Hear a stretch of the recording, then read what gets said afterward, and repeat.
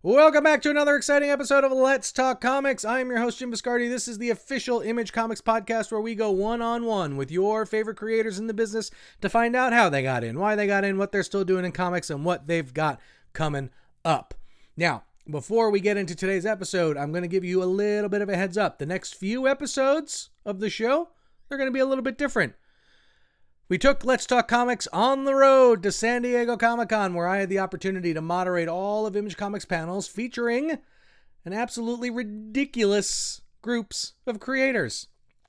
Now, normally on this show, we spend an hour or so talking about one creator, digging into their story, and if these episodes have a totally different energy. I think like some of the episodes where we've had two creators on the show, you get a little bit of sense of that, but these are a whole bunch of different creators all coming together, not only just to talk about their books, but to talk about kind of comics in general. And that's what I think are going to make a lot of these all fun. There's fan questions involved.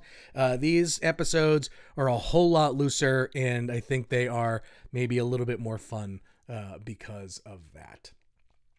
For this first one, this panel is comic book characters fans will love, hate, or love to hate. And on this panel, I had Matt Rosenberg to talk about If Destruction Be Our Lot, Patrick Kindlon to talk about his upcoming book, Regicide.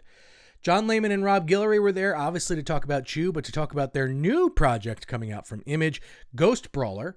Dustin Nguyen was there to talk about CROWBOUND, and Tony Fleecs obviously there to talk about Feral and, you know, some of the other stuff that he's done, of course. It's a hell of a lineup. And everyone came ready to talk about their love of comics and how they work to make them fun for you to read. So I hope you enjoy. Sit back, relax, have fun, have the San Diego Comic-Con experience in the casual setting of your own home or on a drive or however you listen to this show. So if you're ready, I'm ready. Let's talk comics. All right. Ooh, hello, everybody. Welcome to, what's today, Thursday? Thursday of Comic-Con, day one. You all done it. You've done it. We're almost done. After this, you're gonna have such a great time in this panel that you're gonna be like, you know what? I'm good. I'm gonna go home. I've had my full Comic-Con experience right here. So, guys, no pressure. Sure. My name is Jim Viscardi. I host the Let's Talk Comics podcast for Image Comics. And with us today is a killer group of creators doing some fun stuff. So we're going to introduce them. We are going to go through some of the books that they've got coming out. I'm going to throw some questions their way. And then we have a mic in the room. If you guys have questions, I'll let you know when to start lining up and pepper these guys. No softball stuff. Only hard questions, please. All right, first up, Mr. Matt Rosenberg, writer of If Destruction Be Our Lot, also writing Spawn currently, and King Spawn. All the Spawns. Patrick Kindlon, currently writing Tigress Island, also has Regicide coming up. Welcome, Patrick. Hi. Mr. John Layman of Chew fame. He's also got another project coming up we're going to talk about, and then we've got his partner in crime, Rob Guillory. We got Mr. Dustin Nguyen. And last but not least, Tony Fleecs. All right, Matt, we're going to start with you first. Okay. We're going to show in the cover to If Destruction Be Our Lot 4. This book has been a lot of fun. I think a lot of people totally bought into your animatronic Abe Lincoln character, and and it's really, I think we've seen like really cool groundswell. What's it been like for you since launch, and what are you excited for fans to kind of see coming up? It's been great. The reaction has been everything we wanted and more. I guess that's sort of a lie because we didn't know what we wanted because it's a really weird book. And when you make a weird book, you're kind of like, I don't know if anyone's going to buy this. And if they do, I don't know if they're going to yell at me. And almost no one has yelled at us. So that's been awesome. There you go. And yeah, it's a story about the animatronic Abraham Lincoln wandering the world after the extinction of humanity. And I'm really excited for him to wander more. Nice. One of the cool things you've been doing with the variants on this book are these Where's Abe variants. Yeah. Talk to me about putting those together and what that's been like. Yeah. So we, the premise of the book, as I mentioned, is Abe, and he's sort of lost in the world. He doesn't know what his purpose is, and he doesn't know where he is or where he fits in. And so a thing we thought would be fun is if he was wandering onto the covers of other people's books. Mm-hmm. And so he is appearing on a lot of our favorites books, and we have the creators of those books come in and do it. So like up there, you'll see that we have Martin Morazzo did Ice Cream Man for number 1. Chip Zdarsky did Sex Criminals for number 2. Ryan Brown did 8 Billion Genies for number 3. And they all have the fun one about the 8 Billion Genies. You moved, but that's okay. It's all right. People saw it. Ryan was like, when he turned it in, he was like, the robots wouldn't have genies in their world because they're not people. And so he was like, it doesn't fit the logic of the world. And I was like, it's a variant cover, Ryan. It doesn't matter. And he was like, so I put real John Wilkes Booth in there so he could have a genie. And he was like, are a lot of people putting John Wilkes Booth on the cover of the book? And I was like, no, there's certainly not. No one has even asked or thought to do that. And we would probably tell them not to, but sure, do it. So that's my favorite one because it's kind of horrible. I feel like it's your second favorite one. Right. Because we've got Tony's. Oh yeah, now it's my second favorite. Yeah, yeah. There's Tony did that gorgeous one, and then Martin Simmons did a Department of Truth. Those are all fantastic. Yeah, we're just trying to show some love to our favorite Image books and have Abe Lincoln robot ride their coattails, and just seems easy. I love it. I don't even know how to ask about the sexy cover. The sexy cover. If you read the book, and I mean, I think a lot of people who read the book are like, it's Abraham Lincoln, but he's a robot, and that's erotic. That's sensual to a lot of people, and I know I'm not the only one who's kind of and so you can use your imagination and. Yeah, it's really sexy. Andy McDonald drew it, our artist, our brilliant artist, and he sent in this sexy pinup of Abe, and yeah, you got to buy it to see it. So sexy, we had to put it in a bag. Yeah, it was a little too sexy, and so it's in a bag for the children. You also, at the end of your last book, yes. had teased that there was more coming there, and we've got the cover for that yes. to show for the very first time. Yeah, maybe we did definitely for the very first time. We literally finished it last night, so no one has seen it but you. We did a book last year. Myself and Stefano Landini did a book called "We're Taking Her Down with Us," and people seem to enjoy it well enough, and so we decided to do more. And the sequel is called "In Good Hands with Bad Company," and it is the further adventures of all of our characters in a very violent, dark comedy spy series. And there's the ominous cover that we got colored at 7 p.m. last night. Love it. All right, Patrick, we're going to come on down to you to talk about Regicide for a little bit. Set us up with the premise for this one. Okay, so I wanted to tell a Dracula story, a road story, maybe a buddy comedy with no humor whatsoever. Basically, it's come up a couple times in my work that well-intentioned people often end up in the worst circumstances. And that's what this story is about. It's a farmer who believes he's doing the right thing by assisting a terrible person to do something violent. And lo and behold, that's not actually good. So they're wandering across Transylvania and fighting the daughters of Dracula, who all happen to be monstrous and also strangely attractive. And that's the entire premise of the book. This is why we love Image, right? Yes, it is. Obviously, the cover one we've seen. We've got issue 2 coming in September. Can you tell us a little bit more about the character on cover A for issue 2? Sure. So, without going into spoilers, that's a bad person. and he's mysterious as well. Not to ruin anything else for you, but our lead, the naive farmer, aligns himself with this guy again for what he thinks is a good purpose. But this guy's not on the level, and we can tell that because he's wearing a mask. Love it. And we're going to show these haven't hit online yet, but we've got the covers for October, which are awesome. And like I said, we were talking about some of the variant covers that you've got lined up for this book and some of your other books, and they're just absolutely insane in the greatest way. Yeah. So there's a ton of talent in the direct market of comic books, like just genius guys, but you see their work on a lot of covers. So a thing that I've done on a couple series now is try to go to what I would call, and I mean this in the most positive and loving way possible, internet weirdos. And I find artists who are brilliant artists who never had any intention of working in print, forget comic books, but print period, but have really excellent work and find it thrilling to have their work on the cover of a comic.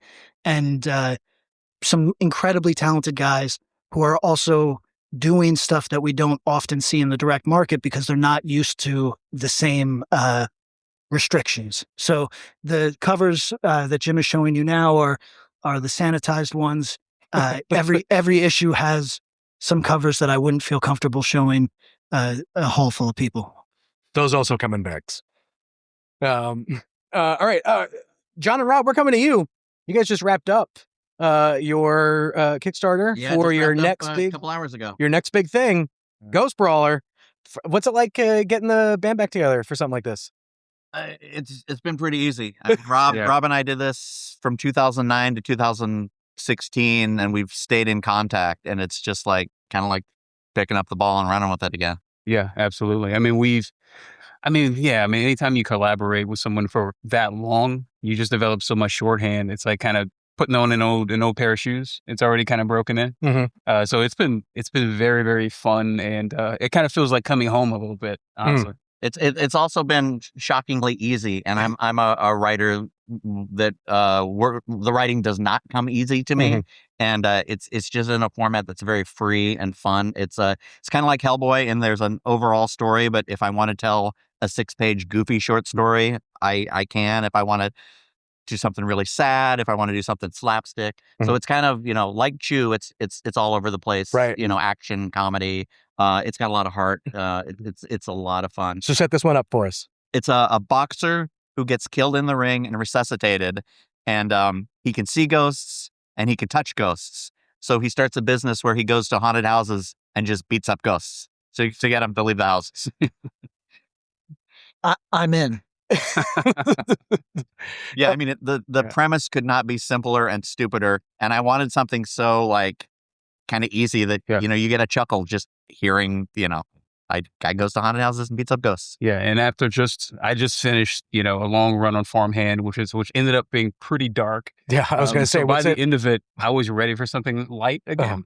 And John and I have been kind of flirting around with doing some new stuff since Chew, but just the stars never aligned. And then this kind of fell out of the sky in December, and it's exactly what I was looking for. It is pure character driven fun, and I think it's if anyone's read Chew in the room, Chew was a little cynical. Like every character in Chew is a jerk, every single character except for maybe one. But this guy, our main character, Joey Frazzini, the Ghost Brawler, is a really sweet, like surprisingly pure character. I mean, there's literally a story where he rescues a puppy. I mean, that's the kind of stuff. But there's a lot of violence and action and stuff. Right. So it's got this warmth to it that I think I wasn't completely expecting. Right. But I guess we're a little older now and hopefully a little wiser, maybe. So it just kind of flowed out of that, I think. Yeah, I got softer in the last few years, and I think coming out of like the COVID years and these dark times, like I really like feel good writing something that will make you guys feel good, and make you laugh. Love it. Dustin, you and Jeff have been cooking CROWBOUND up for a little bit, and we're getting closer and closer to fans finally seeing it. You can pick up the ash can at the Image Comics booth. What's it like for you to get to this point again, working with Jeff and doing something like CROWBOUND? It's good. I've been working with Jeff. I mean, we I've been working with Jeff since I think we've been on a book together since for 10 years now, nonstop. So it was Image, DC, Images. So it's good. It's good coming back. And, I love the format that I could use again, trying to tell the book in a different way that doesn't feel too much like Descender, but at the same time doesn't stray too far. So I'm experimenting with the way I'm telling the story, and Jeff's writing's it's always great, and feels like home again, just like being in another world. Like I've never been really like someone that could draw the normal. The otherworldly is a little easier for me. Like there's freaking horses in here, and I text Jeff, I was like, hey man, can I change these to lizards? And he says, as much as I love to show you and I writing on lizards, but because we make an appearance in all our books because we're full of ourselves that way. And he's like, yeah, we got goddamn horses, man. We've got some covers to show. You've got some killer artists on these. Jeffrey Allen Love, you're doing one, another one, Martin Simmons, Pichimoko. Can you tell me a little bit about what each of them kind of bring to just some of the covers, and what when kind of trying to pick some folks to show your world? Much like you said earlier, we're trying to find the internet weirdos, but they're not internet weirdos. They're actually really good artists. And a lot of them we like working with our friends. So I'm very close to say Peach, and Jeff's very close to the other artists. So it's good to be able to as an artist and writer, you don't really collaborate with a lot of people. If you're like an artist, there's no reason to collaborate with another artist sometimes. So but it's good to do this kind of stuff. And we also have even Sean Murphy's like throwing in his for the next few covers. So yeah, it's fantastic.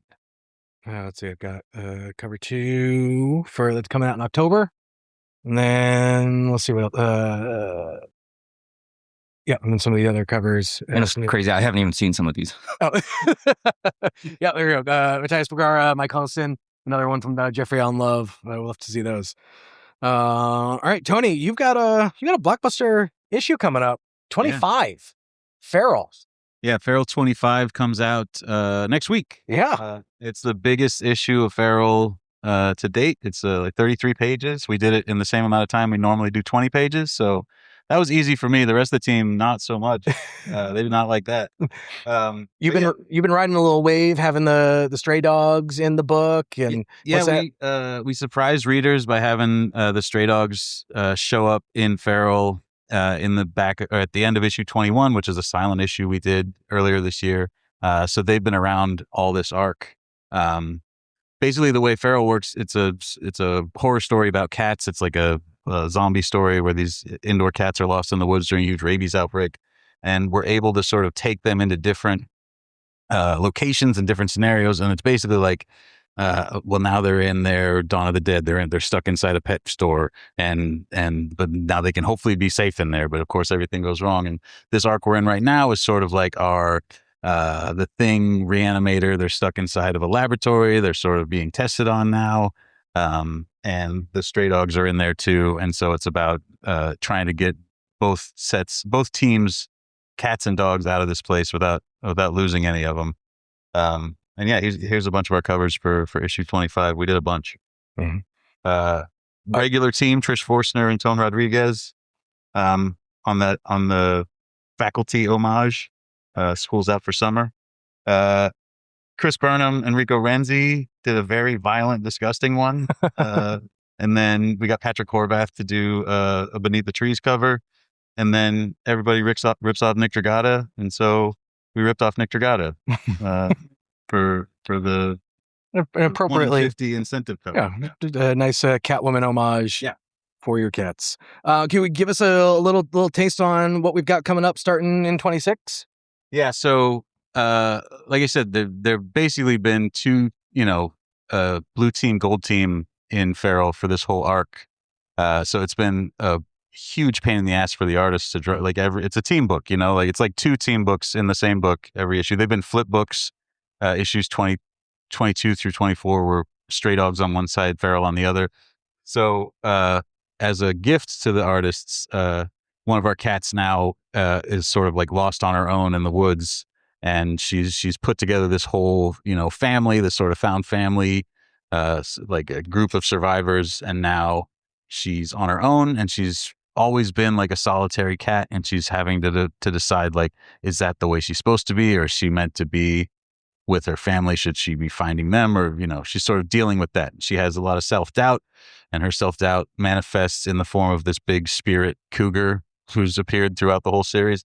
So issue 26 is like a big spirit cougar issue. We sort of get deep into our feelings, and it has, every time the spirit cougar shows up, we have like this cool like painted art that my friend Sarah Richard does. We were colleagues on My Little Pony back in the day, and so it becomes not just a book drawn by 3 people when we have that character show up. It's like 4 artists on the book, each doing one little specific thing. So yeah, it's going to be a cool issue, 26. And then we do have the covers for October as well. So show those off. Yeah, there's issue 27. We did an Urban Legends homage cover. When you get deep into an ongoing series where you homage a horror movie every month, you really start to get out there. And Yeah, I was wondering, we're going to do House. we've done House. The Japanese. Yeah, we did it on Straight Dogs. That's what Both houses. It's like Simpsons did it. Like every single one we've done. So we're going to start to get way obscure. I mean, Urban Legends, a popular enough movie Sure. to its day, I guess. It had Pacey in it, but this one, nobody was begging for it, but it's just going to get weird. All right. I love that. All right. Now I want to get to just kind of some questions for y'all about, you guys have written, across all of you, so many characters that people have loved and some characters that people have not. For you guys, when you're starting a series, how quickly or how long do you have to give readers, do you feel, to kind of form an opinion on someone one way or the other? Is it something that like you try and do immediately up front, or do you have to let some of their actions build over time? For anyone who wants to jump in. I think about a first issue, I'm trying to give a pretty decent flavor of, this is sort of what you're getting with this character. And as it goes on, obviously you're going to reveal things and make people, like them more or less as the story goes on. But yeah, I'm trying right away to at least go like, this is what this dude's like right now, or this is what this cat is like right now, or this lady or this dog or whatever I'm writing about at the time. Mostly dudes, so I guess. Cats, mostly cats.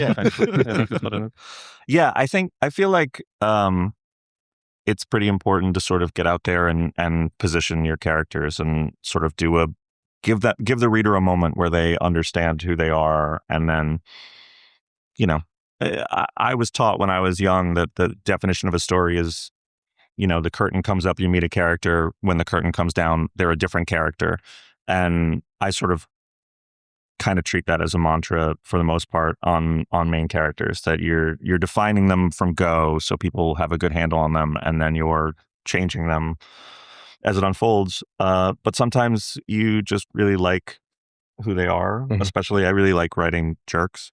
And so sometimes I'm like, yeah, I don't want to redeem this person. I don't want them like that. That just doesn't feel realistic to me a lot of the time. I'm like, a lot of the worst people I know are only getting worse. And I'm like, I don't think that they're going to go out and help people in the, third act of their life. I think they're going to do something that's shocking to no one, but absolutely horrible. And so sometimes I go that direction, but yeah, I think it's always good to, open up with a defining moment for them. I think it is hard to do a bad person who turns good in, a short thing. But like you take Chew, you got a mentor character who is advising the lead. And then by the end of the first arc, you realize he's the bad guy. Yeah. But at this point, you're conflicted. You kind of like the guy. Yeah. You've like it's cool to take someone you think is good and then twist that. It makes a good reveal. And especially if you keep it character based and, get people invested in the character. Yeah, I like showing as much. I mean, attention spans can be short, so I try to hit as much up front as possible. But at the same time, as a writer, I know so much more. It's like the iceberg. It's like the tip is just that's what you see, but underneath there's way more. So like knowing how much to show up front to make the audience fall in love with them, but knowing how to hide and sometimes to mislead, to kind of show, to show one thing, make the audience believe this character is one thing, and then reveal later, oh no, it's actually the opposite. So for me, it's as much as possible up front to make them fall in love, but let's hide some for later to kind of make it more deep and interesting, I guess. Well, I mean, you only got one issue to do it. These days, you know, people pick up an issue. The whole goal is to get them to pick up the next issue. Yeah. Well, I have a question for the artists too, because there's sometimes a lot that kind of, you know, there's the actions and the atmosphere and stuff that kind of goes unsaid, right, about certain characters that may be foreshadowing. And so, like, how do you approach that as well? Like, how do you balance that to make sure, you know, you can still kind of keep them good, but you know, I would say writing is a driving force in like anything, comics, books, movies. But as an illustrator, you know, I try to illustrate them before you know who they are as adorable, and you know, even just the way they look and the way their gestures are. We did it with Tim 22, the little monster characters. You know, you try to make them look as adorable as they are and likable as they are before they reveal, you know, who they are. Kind of like real children. They're like cute and then they turn into jerks, you know? And so that's what I try to do, you know, everything from their looks to their gestures, you know. So, but writing is like, yeah. Well, I mean, as an artist, I mean, with Chew, we didn't really get into who Tony Chew, the lead, was until like, I feel like issue 15. Because I mean, the first couple of arcs, it's just Tony in the job, going through the motions, going from crime to crime. We didn't really get into who his family was beyond like one sibling. And then in issue 15, we reveal he has a lot of siblings and there's a whole lot going on there. But in issue 5, because I knew where John was going story-wise, I started seeding things. So like, I mean, subtle things. I mean, she was kind of known for Easter eggs and background gags. So there's a scene in issue 5 where he goes to his apartment for the first time. It's the first time you've ever been to his apartment. And there's pictures on the wall, like just little things. And you start seeing him with a baby and you realize, oh, he's got a kid. But the reader's not going to even see that thing. But eventually when they get to 15 and realize he has a daughter, at some point they'll read the trade in theory and go back and realize, oh, okay, this was always here. So I could just like playing around with those conventions and building it and not making it too explicit. I think it's just more fun that way. It helps with rereads too. Yeah. Tony, do you have the cheat code because you've got cute cats and dogs? Yeah, that helps a lot. Sometimes the readers will like a character that we don't want them to like just because they are adorable and you want to cuddle with them and stuff. I get that a lot. Yeah. So like, what happens in an instance like that? Like, let's say that there's a creator, a character you've created that, for all intents and purposes, really kind of should be a terrible person, but fans and readers are like, no, I really like this person. Like, does that come into factor at all? Like, as you're telling the story, or it's great news because it means when you make them do the bad thing that they're going to do, it's either surprising or it hurts the reader's feelings or whatever it does, but it makes a stronger impact. That's why you want an artist that makes people fall in love with characters, because you want to be able to, you want them to be so engaged that when something happens, when they do something good or something bad, that the reader's like super locked in like that. like Daenerys Targaryen. Exactly. With a cat. A lot of you guys also too. Matt, I feel like you do this quite a bit and it happens a lot in Chew, but you guys use humor in a way to really, like, almost sometimes, I don't want to say forgive, maybe bad actions or something like that, but like, how do you, can you talk a little bit about how you use humor as a tool in a way when building, characters to sway public opinion? Yeah. I mean, I feel like a big thing in storytelling is people connect to relatable experiences. And I feel like the most relatable experience any human has is that their life is a spectrum. Like, there are people who are miserable most of the time, but they still laugh. And there are people who are just happy-go-lucky, but they still deal with that. And so I always try and keep people guessing on what the tone is going to be in a scene and what the feeling is going to be. I feel like I always call it the roller coaster arc or whatever, where the horrible, sad, miserable, evil thing hits so much harder if you were just laughing with that person before, and vice versa. Like, you have to go up to go down, and you have to go down to go up, and it really is such a better tool than, like, if you're writing Friday the 13th comics, you know, I don't know that anyone is writing for 13th Comics, but if they are, you know, you don't follow Jason the whole time because he just chops people up, and there's nothing more to it to latch onto. But you see kids and they're having a good time and they're having fun and then they're scared and all these things.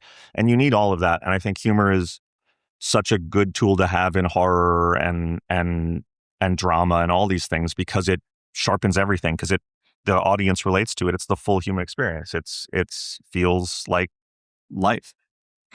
Is there ever a concern that, you know, you've made them too likable through humor?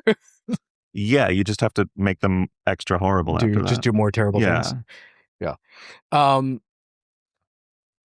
Patrick, I'd love to hear from you a little bit. So you're currently doing Tigress Island, and there's a lot of really cool character interplay happening in that book. For you, how do you, when like setting up a book, particularly with like a pretty large cast, like how do you decide, you know, who gets screen time and what you want them to do?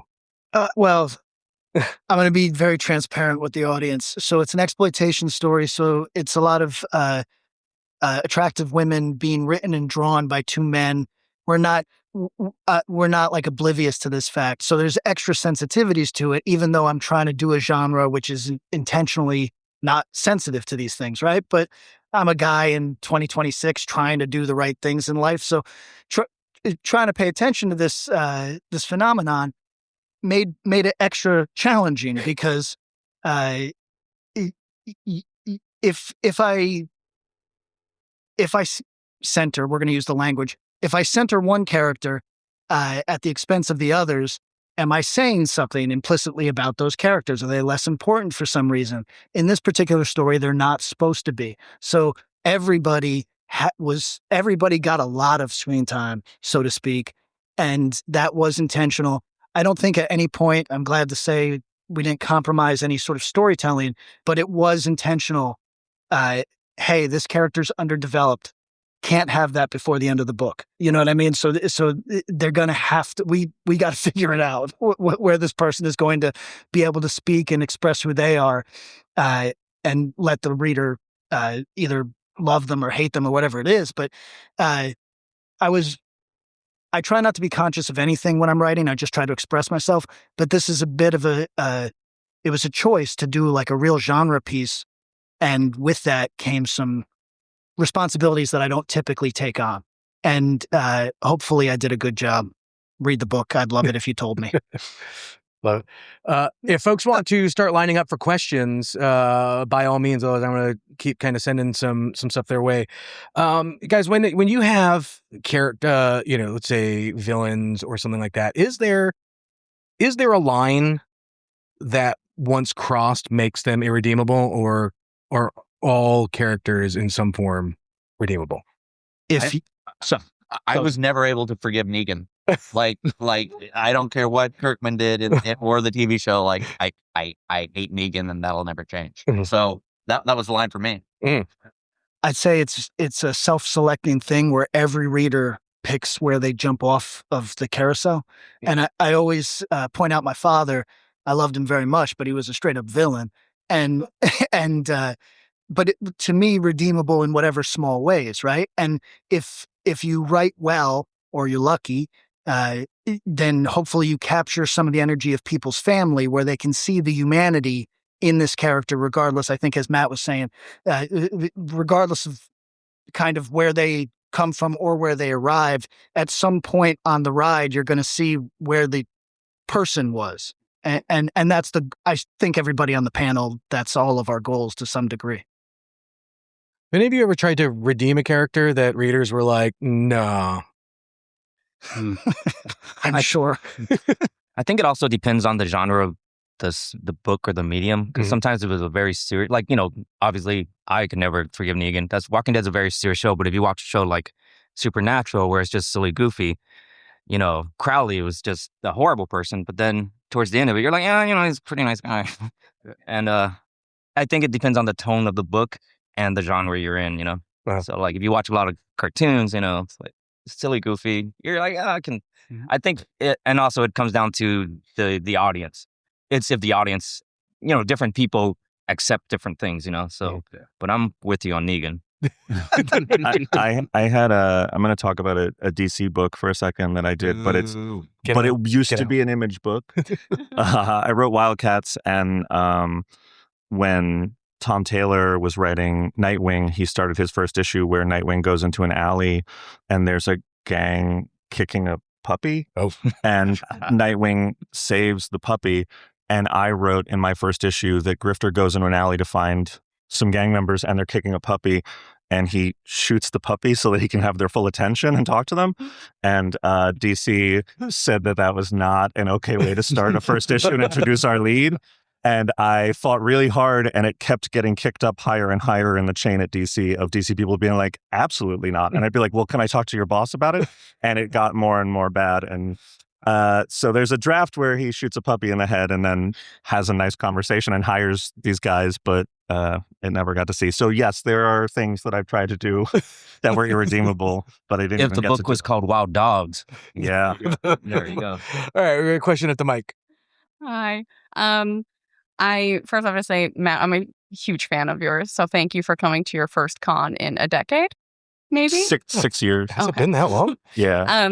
But one thing that my favorite part of comics, my favorite stories are ones that are kind of like resilience in the face of knowledge, because characters, especially protagonists, usually start off with a pretty limited view of the world, a limited understanding, limited bandwidth. And I don't know all of your work in depth, but I know, Matt, you do this very well, where they're put out of their comfort zone. And very quickly, you kind of, as a reader, you kind of feel bad for them. You want them to have that ignorance again, but you can never go back. And so resilience in the face of knowledge, I think, is a really interesting protagonist story, but it's also a really interesting villain story of what knowledge does to people. So with your properties and kind of the favorite books that you've written, how do you use that in your writing? Is that something you like to incorporate? Is that something that you feel is getting heavy-handed? It's probably getting heavy-handed. I write the same thing over and over, but no, it is something I try to incorporate. As you sort of alluded to, I really like my couch at home. I really like the pizza place by my apartment. And so going out into the world and experiencing things seems just exhausting to me all the time. I'm at a point in my life where I'm just happy to not do that. And so having to do that and having to have an experience and having the inciting incident that sends people on their way that, they call they call it the inciting incident, but the start of the hero's journey to me always feels like a bummer. It always feels like these people would rather not do any of this. And I think a lot of it is probably that deep down, I am always scared that when I go out and do things like this, that I'm going to be the villain at the end of it and just be like, I wish I was at home. So I'm going to be really rude to people and really awful, or say something really dumb up here, and everyone's going to hate me. And so, yeah, I just feel like there's a sort of comfort and a safety and pulling people out of that. But isn't that kind of how dangerous. We got If Destruction Be Our Lot? Yeah. I mean, If Destruction Be Our Lot is born from the start of the pandemic, and I live in New York City, and just wandering. I like to walk, and just like 2 a.m, you could just walk around and not see another person for a mile or two, which is very weird in New York City. And that sort of isolation and loneliness was like real creepy. And I was like, well, let's do a book about that. But instead of making it me, let's make it a robot Abraham Lincoln. And and it's just that thing of pulling people into the unknown is, I think, terrifying. And I think it's the litmus test. For good people, it makes them rise above, and for bad people, it breaks them. And so that's sort of what I always go to. Thank you, by the way. That was a very nice question. Give the opportunity. Anyone else want to take a stab at that? You guys good? All right, we'll jump at the next question. Hey, question for Rob and John. Given both series deal pretty heavily with food, have you ever considered a crossover between Farmhand and Shoe? Yes. Yeah. I consider crossovers nonstop. And at like last night, I even pulled a creator friend aside, and I'm like, "Chew, your book. Chew, your book." And We've got a Ghost Brawler Chew connection. I did Chew Outer Darkness. Yeah, there's absolutely. I'd love to do some Heartband. Yeah, and there's been little seeds of it. Like there's a character in Farmhand I've never revealed that actually is a cousin of Tony Chew. I've never said it. I'm not gonna say it now, but it's in there. He looks just like him, but kind of different. We have a connection to Farmhand in the Chew Outer Darkness that one of you read, and it's in there too, which sort of puts it into Chew canon. Yeah. So it'll happen one of these days. Mm-hmm. It may also be a Ghost Brawler thing too. Love it. Thank you, man.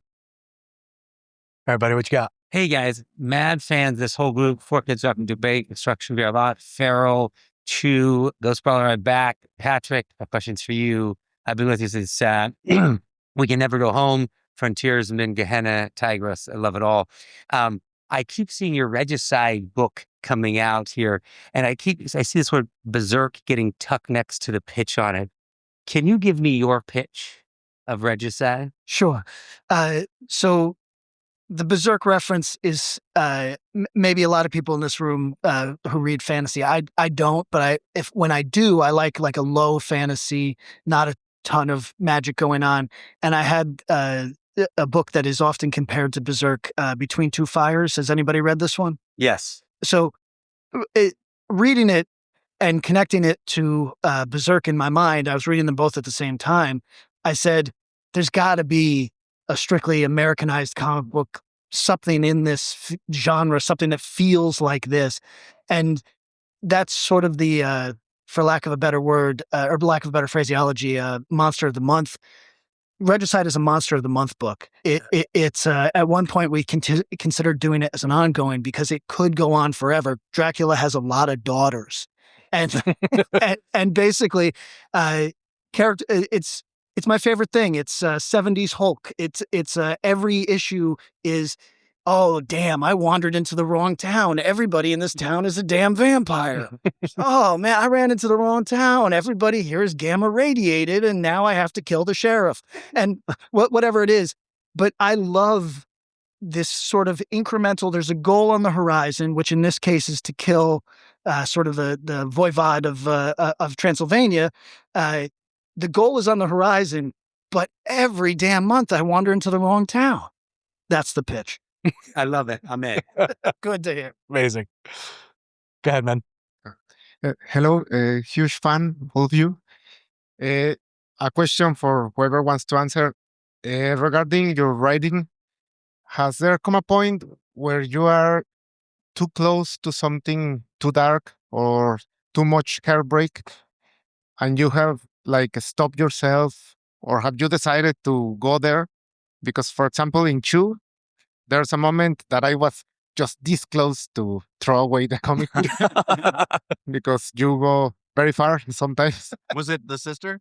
Yes. Yeah. Yeah. Well, I mean, I knew that, and I did that. I made her. We talk about characters that are unredeemable. Mm-hmm. Like I made her from the moment go, knowing her fate, the most lovable character that you could possibly have. That you would she was the best character in Chew. And my wife does not care about comics. She doesn't care at all. But she was my proofreader, and I had her crying. And it's like, this is a success. Yeah. But it was terrible to write. And you were scared because you knew it was coming. Yeah. And you always think, I'm going to make it worse than I did. Yeah. It was pretty bad as it was. Yeah. But no, we had mapped out, milestones. We knew 60 issues, and every 15 issues, that'd be a big thing. So 30 was the midpoint of the series, and we had been talking about what was coming for a couple of years at that point. So I was dreading it. I was like, oh no. Because up to that point, Chew was dark, but it was still funny. But this was the first time there was nothing funny about anything that was happening. And it was brutal. And what was also funny is that arc, she took center stage, and the arc was really silly. And there were even some reviewers who this is getting too light and too fluffy. It's like, we're lulling you into a sense of false security, and then we're going to gut punch you. Yeah. But that was tough. That's one of my favorite things I've ever written, but also one of the hardest. Yeah. It's like a cheat code for if you're reading and you notice that you love a character that seems to be just perfect, that something horrible may be coming right around the corner. I don't know if it like I stole selectively for Chew, and there's a TV show called The Shield, which is my second favorite show. But The Shield has an architecture where everything leads to the money train heist, and everything the second half is everything that falls, and it's halfway through the show. And I followed that like this terrible. We're going to lead to this terrible thing in the middle of the book, and everything else is a consequence of that. But yeah, like I'm glad you stuck with it. Thank you. Awesome. I think we've got time for about one more question. So here we go. Last one's all yours. Hello. So another Chew question. I've always been wanting to know this, and now, I can ask him this question. What gave you the idea for Chew? This is such a hard question because it took a very long time. I had a bunch of little kind of dumb ideas like, here's the writer who, can write so much that you can taste it. Or here's there's a bird flu and they're selling chickens and everything was like a Saturday Night Live sketch where it's just the same dumb joke for, 3 minutes. But then I like saw this like connection. It's like, oh wait, this has to do with food. This dumb idea has to do with food. This has to do with food. And then it's like, I'll just write a food comic. And then it became this like endless tapestry of story potential. So, but it didn't like come to me in a shot. It was like a slow kind of like, oh wait, there's a motif here. So you didn't know that you're gonna write him as how he eats and stuff like that? Well, yeah, but I that was an idea. And here's an idea. And here's an idea. And then I realized, oh wait, they're all connected. And if I put them together, I've got a story that's not just a one-note guy. Does this come from the same place as always thinking about crossovers? Are you looking for connections all the time? Yeah, I guess so. I'm a Lego builder. I think, modularly. It's interesting because all y'all have worked on characters and created characters that do have, some of them have had eccentricities, right? How do you make sure that like an eccentricity is not a gimmick, but like real for the character? I don't do that.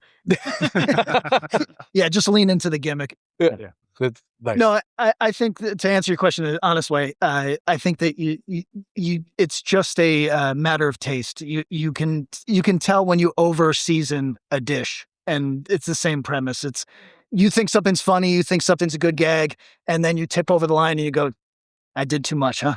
You also have to think of does it fit the character? Because I've got the funniest joke in the world, but it doesn't fit the character, and it's going to ultimately come at the expense of the character.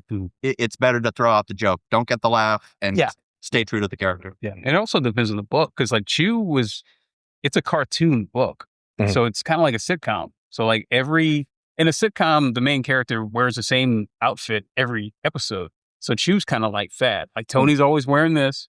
You have Mike Appleby, his boss, who's always got the suspenders and the sweaty armpits soaking through the shirt. Like those quirks make the character, and we just leaned all into that with Chew. But it was the right environment for it. It wouldn't work in, I guess, a more serious book. Sure, love that.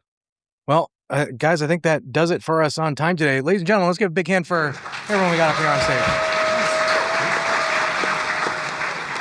We've got a bunch of really cool stuff available at the Image Comics booth. I believe everyone here will be there at some point in the day. Follow Image Comics on Instagram. You can see when they'll be there to say hello in person. But guys, thank you so much. Enjoy the rest of your con. And thanks for coming out. Thanks for coming out.